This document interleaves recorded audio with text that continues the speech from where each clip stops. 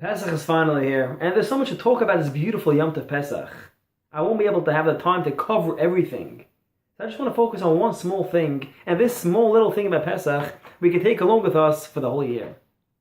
Now, every day by davening, when we have our tefillin on, we try to say those psukim about coming out of Mitzrayim, which that's Pesach based on.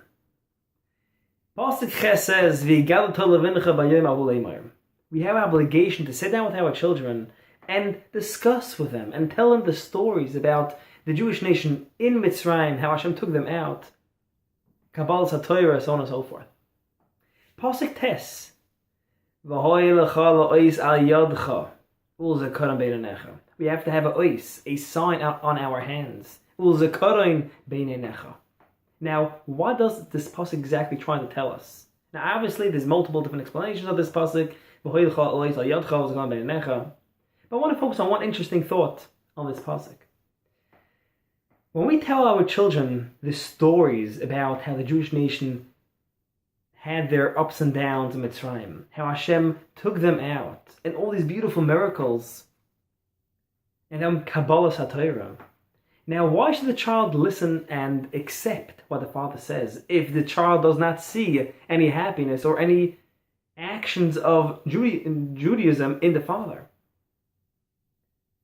Some parents will talk and preach, but never do any actions of love to Judaism.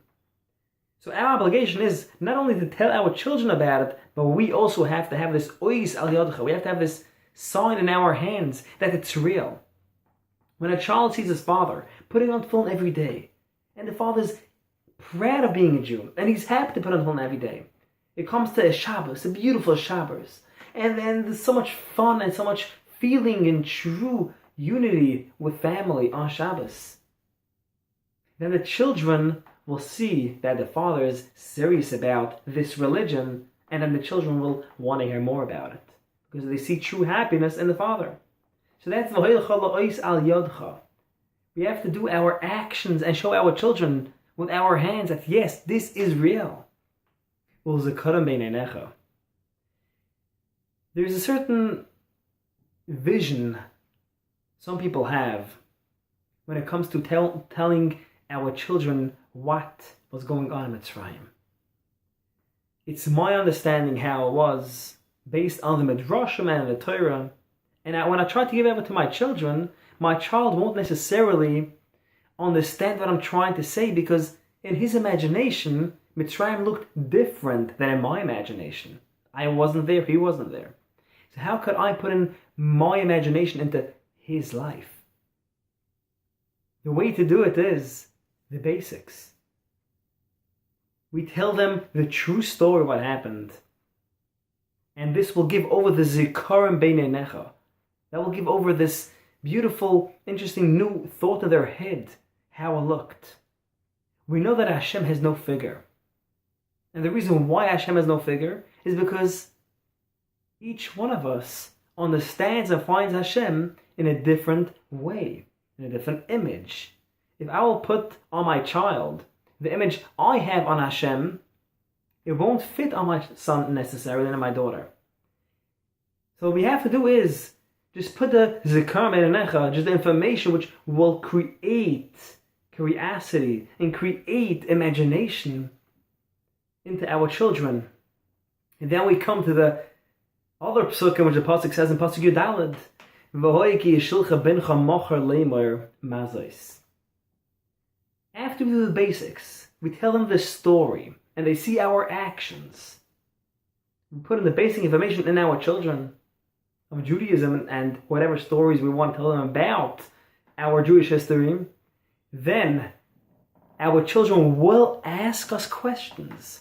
And based on their questions, we'll know how to answer and understand what they see in their imagination. So again, the pasuk says, then we have the obligation to teach them in their level. Each child is different. One child will ask one way, and the other one will ask it a different way. And based on their questions, that's how we are going to ask them. And we have to make sure never to shut them up.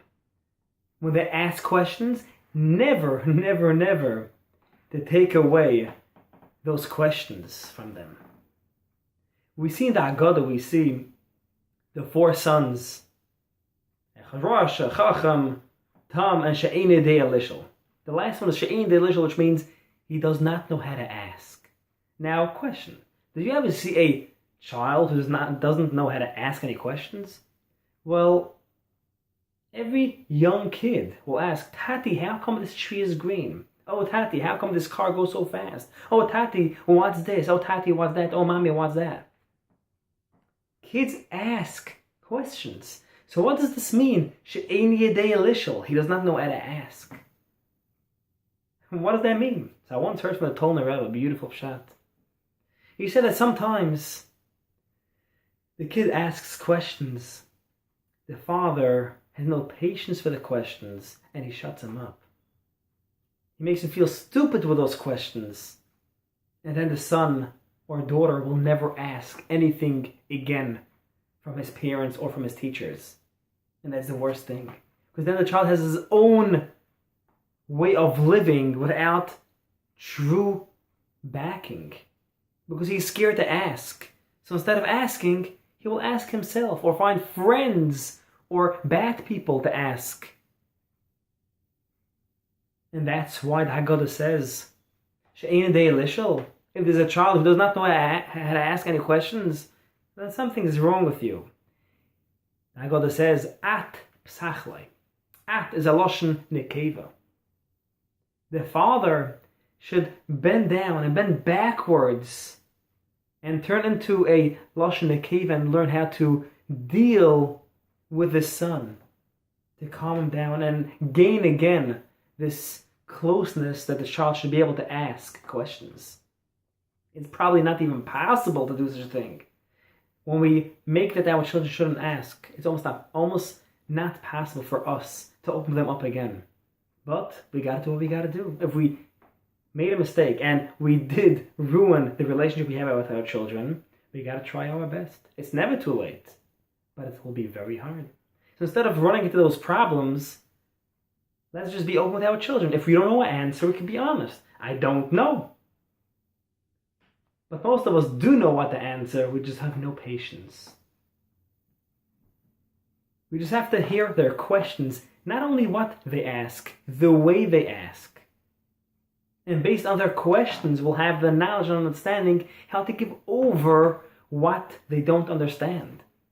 And then they'll understand it better than we do. And we have the opportunity to explain it to them in their level, and we also gain from it. By explaining it to them, we will learn so much more about what really happened, because there's no way out to explain something without understanding. I saw that with my children too.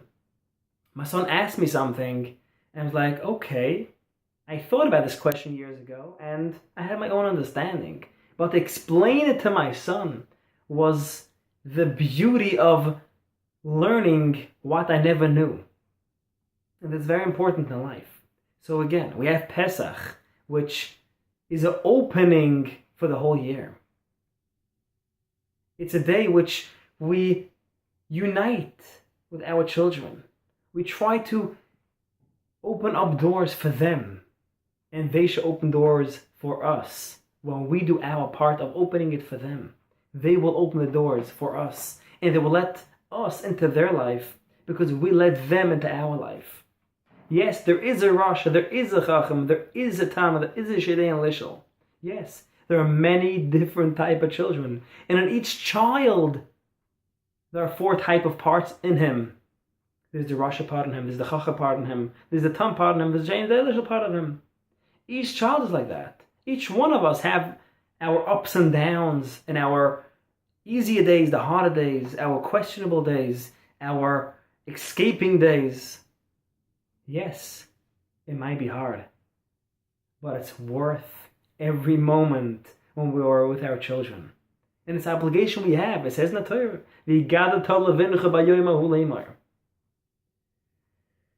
it's an obligation. We have to do our part of teaching our children and having the patience for our children, and at the same time, we will learn patience for ourselves. And we're going to gain so much in knowledge of what Judaism is when we have patience and time to give it to our children. And the more we give to our children, the more we get back from them and back within ourselves. So have a great Pesach with a smile.